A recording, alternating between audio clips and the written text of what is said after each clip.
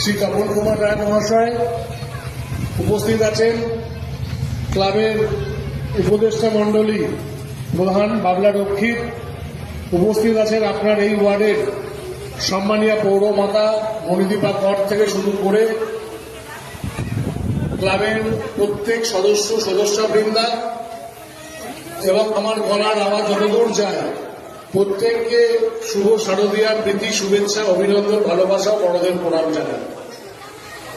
আজ আমরা প্রতি বছরের ন্যায় 365 দিন যে আমরা ওয়েট করে থাকি যে মার দুর্গা পুজোর আমরা আয়োজন করব, সেই আয়োজন শেষ করে আমরা উদ্বোধন করলাম।